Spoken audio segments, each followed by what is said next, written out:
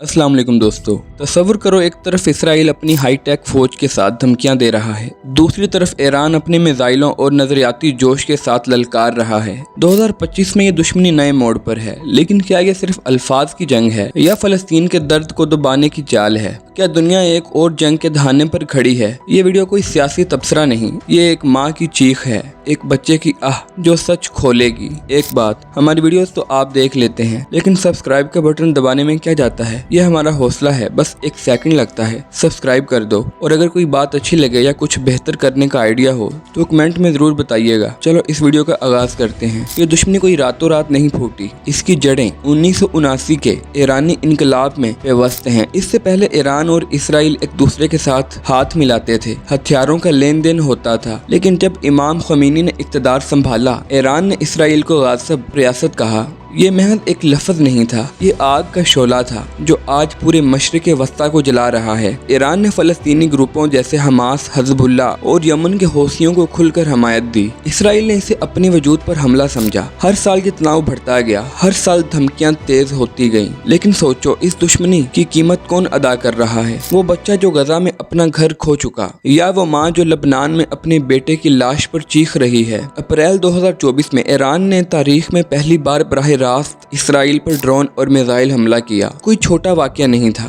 ये एक खुला पैगाम था कि हम डरने वाले नहीं। इसराइल ने जवाब में ईरान की फौजी तनसीबात पर हमला किया, लेकिन दोनों ने मुकम्मल जंग से गुरेज किया। 2025 में ये तनाव नई बुलंदियों पर है। अमेरिकी सदर डोनाल्ड ट्रंप ने ईरान के साथ न्यूक्लियर डील की कोशिश की। कहते हैं हम ईरान को बम बनाने से रोकेंगे, लेकिन इसराइल के नेतन्याहू ने इसे मुस्तरद कर दिया। ये वही नेतन्याहू है जो हर हफ्ते जंग की धमकी देता है, लेकिन जब मुज़ाकरात की आती है तो अपने महलात में छुप जाता है। पिछले माह इसराइल ने शाम में ईरान की हमायत याफ्ता ठिकानों पर हमला किया। ईरान ने यमन के हौसियों से इसराइल पर मिसाइल दगवाए जो इसराइल के आयरन डोम ने रोक लिए। लेकिन यह सिलसिला कहाँ जा रहा है? क्या ये धमकियां बस सुर्खियां बनाने के लिए हैं, या कोई ऐसी चाल है जो फलस्तीन के जख्मों को छुपा रही है? इसराइल की फौज को समझना हो तो एक लम्हे के लिए तसव्वुर करें, एक छोटा सा मुल्क, लेकिन इसकी फौज ऐसी कि दुनिया के बड़े बड़े हरीफ कांप जाएं। 1,70,000 एक्टिव फौजी और रिजर्व फोर्सेस मिलाकर तकरीबन 4,65,000। इनका Iron Dome missile defence system दुश्मन के रॉकेट्स को हवा में ही खाक कर देता है। इसराइल के एयर फोर्स में 700 से ज्यादा लड़ाका तैयारे हैं, जिनमें F-35 जैसे स्टेल्थ जहाज हैं जो रात के अंधेरे में दुश्मन को पता तक नहीं चलने देते। इनकी बहरिया में डॉल्फिन क्लास सबमरीन्स हैं, जिनके बारे में कहा जाता है कि वो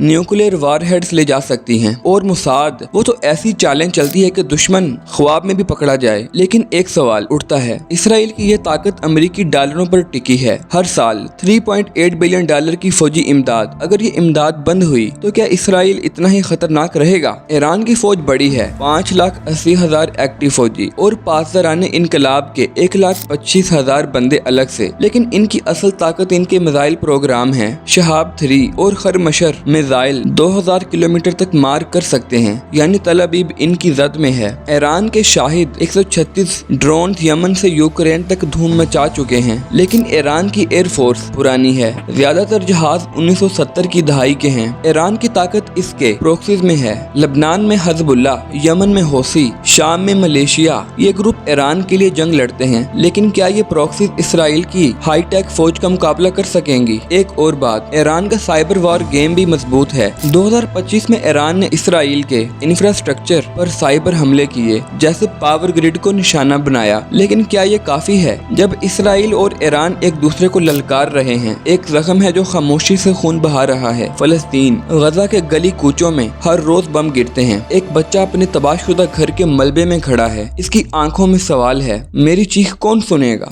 7 अक्टूबर 2023 को हमास के हमले के बाद गजा तबाह हो गया। इसराइल ने इसे ईरान से जोड़ा क्योंकि हमास ईरान की हमायत से चलता है। लेकिन सोचो, इस तनाज़े में फलस्तीन का दर्द कहीं खो गया। जब दुनिया इसराइल और ईरान की धमकियों पर बात कर रही है, गजा की वो माँ जो अपने बेटे की लाश पर चीख रही है, इसकी आवाज कौन सुन रहा है? क्या ये तनाज़ा जानबूझकर फलस्तीन से तवज्जो हटा रहा है? ये लड़ाई सिर्फ इसराइल और ईरान की नहीं, ये आलमी ताकतों का खेल है। ट्रंप ने ईरान पर नई पाबंदियां लगाई, कहते हैं हम न्यूक्लियर बम नहीं बनाने देंगे। ईरान कहता है हमारा प्रोग्राम बिजली बनाने के लिए है। लेकिन क्या दुनिया ईरान पर यकीन करती है? रूस और चीन ईरान के साथ साथ हैं, कहते हैं कि अमेरिका और इसराइल जंग चाहते हैं। सऊदी अरब ने इसराइल से दूरी बनाई, ईरान से मुलाकात की, लेकिन एक सवाल उठता है, क्या ये आलमी ताकतें अमन चाहती हैं या अपने मफादात के लिए आग भड़का रही हैं? 2025 में ईरान पर पाबंदियों से तेल की कीमतें बढ़ी, पाकिस्तान जैसे ममालिक में महंगाई बढ़ गई। सोचो ये तनाज़ा हमारे घरों तक कैसे पहुँच रहा है। 2025 में इसराइल और ईरान की लड़ाई सिर्फ मिसाइलों तक नहीं, ये साइबर वार तक जा पहुंची है। इसराइल ने ईरान के न्यूक्लियर प्लांट्स पर स्टिक्सनेट जैसे वायरस से हमले किए। ईरान ने जवाब में इसराइल के पावर ग्रिड और बैंकों को निशाना बनाया। तसव्वुर करो एक सुबह उठो और शहर की बिजली बंद हो, बैंक अकाउंट्स खाली हों। ये साइबर जंग आम इंसान की जिंदगी तबाह कर सकती है, लेकिन क्या सियासतदानों को इसकी परवाह है?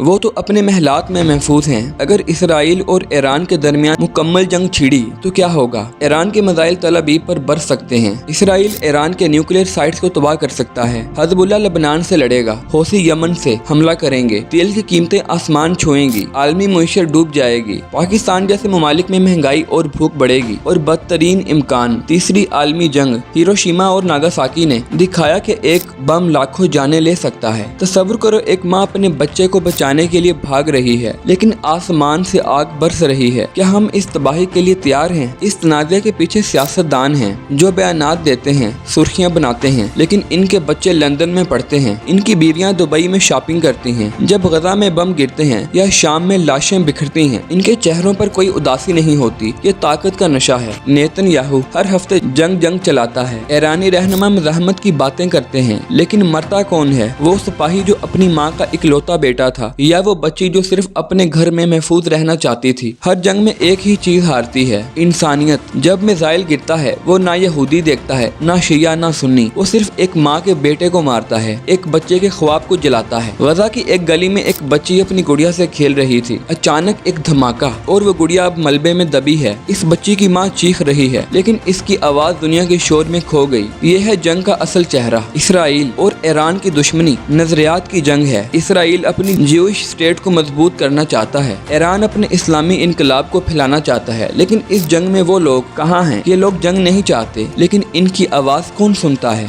हर जंग का इंजाम सिर्फ खाक है। सियासतदान अपने महलात में महफूज रहते हैं, लेकिन आम इंसान की चीखें कब्रिस्तान में गूंजती हैं। तो दोस्तों, अगर ये वीडियो आपको पसंद आया तो इस वीडियो को लाइक करें और कमेंट में अपनी राय जरूर दें, और हमारे चैनल को सब्सक्राइब करें ताकि हमारी मुलाकात फिर से हो सके। तो अगली वीडियो तक के लिए अल्लाह हाफिज।